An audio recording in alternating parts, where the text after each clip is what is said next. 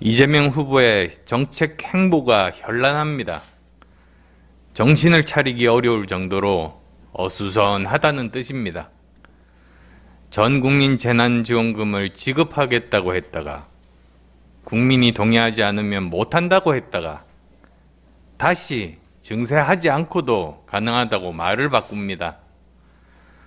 고갈 위기에 처한 건강보험 재정을 털어 탈모 치료를 지원하겠다고 하고 표가 되는 듯 싶은지 이제는 소속 의원들까지 나서서 공약 홍보에 나섰습니다. 이재명 후보께 묻습니다. 건강보험 재정 고갈되면 어디 가서 돈 벌어올 수 있습니까? 텅 빈 재정 곳간 어떻게 채울지 이야기해 보십시오. 지금 청년들과 미래 세대들은 알아서 채우든지 아니면 굶으라는 것입니까? 문재인 케어 때문에 건강보험료 왕창 올리지 않으면 건강보험 재정 2, 3년 내 고갈 위기에 빠집니다. 이런 것은 외면하고 표받으려 막 내지르면 암 환자, 치매, 난치병, 기타 중증으로 고통받고 시달리는 환자와 그 가족분들은 어떻게 대처해야 합니까?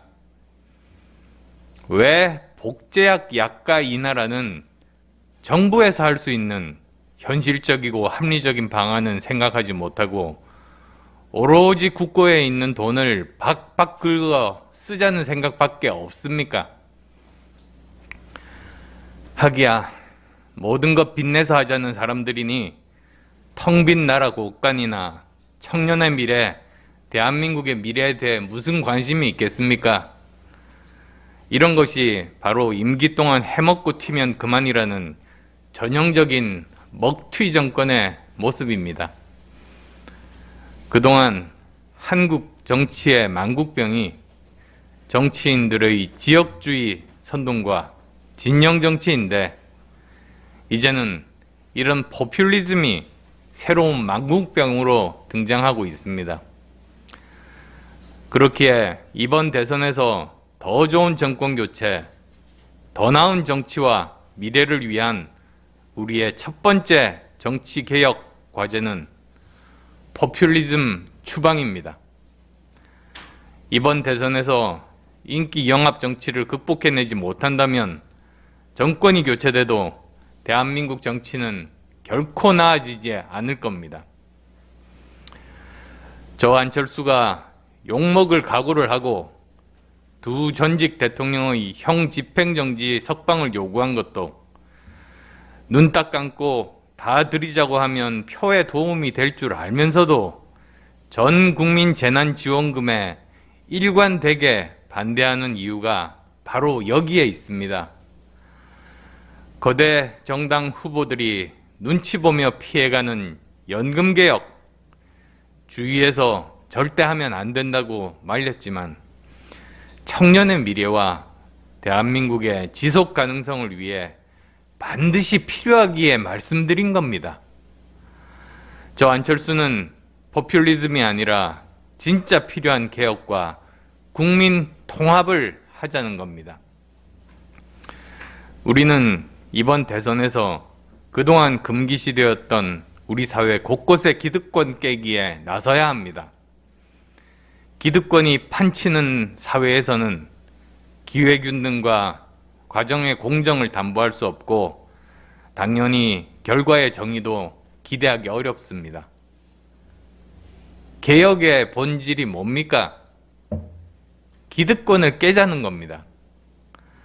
내로남불 그리고 반칙과 특권 없는 사회로 개혁하는 것이 대한민국을 튼튼한 나라로 만들어가는 가장 중요한 기반입니다. 지극히 상식적이고 보편적인 원칙과 소신이 우리 사회와 정치의 중심에 서는 날까지 저 안철수는 조금도 흔들림 없이 앞으로 나갈 겁니다. 그런 저에게 여당은 전 국민 재난지원금에 반대한다면서 존재감을 위해 국민의 고통을 외면한다는 왜곡된 비난을 하고 있습니다. 참 딱하고 한심합니다. 지난 2년 동안 온 국민이 코로나19로 힘들었습니다. 그러나 따지고 보면 코로나19에 대응하는 문재인 정권의 무능 때문에 더 힘들었다고 하는 것이 맞을 겁니다. 그리고 자영업자와 소상공인 재난 가장 큰 피해를 보신 분들께 우선적이고 집중적으로 재난지원금을 지급해서 그분들이 무너지지 않도록 도와드려야 한다는 것이 제 일관된 주장입니다. 그것이 정의에 더 부합하고 공동체 정신에 맞다고 저는 생각합니다. 여당의 왜곡이 한심할 따름입니다. 다른 사람의 중병보다 내 손톱 밑에 가시가 더 아픈 것이 인지상정이기는 합니다. 하지만 그건 개인의 차원이지 국정 최고 책임자가 되려는 사람이라면 생각이 달라야 합니다. 재난을 선거에 이용하려는 이재명 후보나 민주당은 생각 자체가 틀렸습니다. 아무리 표가 급해도 나라 돈을, 국민 혈세를 문재인 정권 시즌2 제작비로 쓰려 한다면 정권 교체를 바라는 국민들께서 절대 용납하지 않으실 것이라는 것을 명심하시기 바랍니다. 다음으로 말씀드릴 내용은 기득권 양당이 선거에 정신 팔린 사이에 가장 신난 사람들은 문재인 정권의 핵심들입니다. 임기 말에는 중요한 인사를 하지 않는다는 지금까지 대한민국의 관례를 깨고 외교부는 요소수 사태 책임자를 OECD 대사로 발령냈고 법무부는 검사장 승진 인사를 예고했습니다.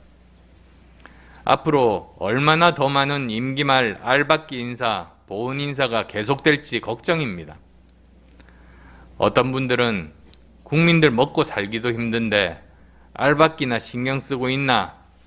야당이 벌써 자리 생각이나 하느냐고 말씀하실 수도 있습니다. 하지만 이건 단순한 자리 문제가 아니라는 점을 말씀드립니다. 이번에 임명되고 있는 알박기 인사들은 임기 대부분을 차기 정부와 함께하게 됩니다.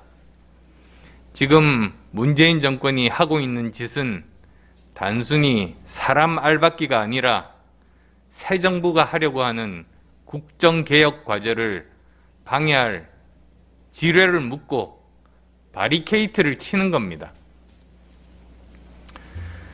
출래불사춘, 봄이 와도 봄 같지 않다는 말이 있듯이 이런 인사를 좌시하면 정권이 바뀌어도 아무것도 바뀌지 않는 상황이 올 수 있습니다.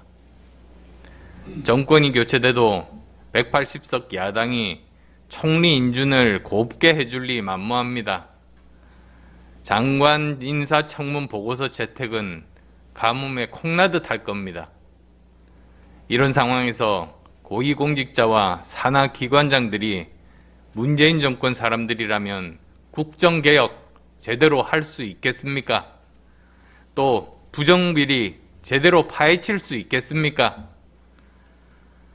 문재인 대통령에게 경고합니다. 이런 인사는 정당한 인사가 아니라 비겁한 인사입니다. 옳지 않습니다. 국민께서 새로 뽑을 다음 대통령의 국정 운영을 방해할 알박기 인사 즉각 중단할 것을 강력하게 요구합니다.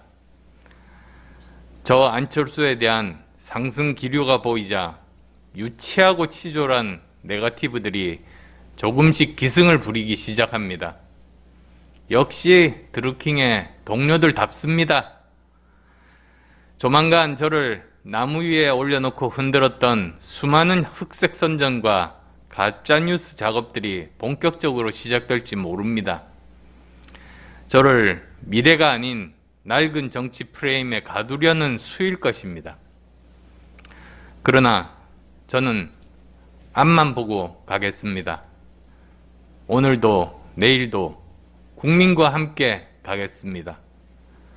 오직 시대가 요구하고 국민 여러분들께서 가리키는 길을 묵묵히 굳건하게 가겠습니다.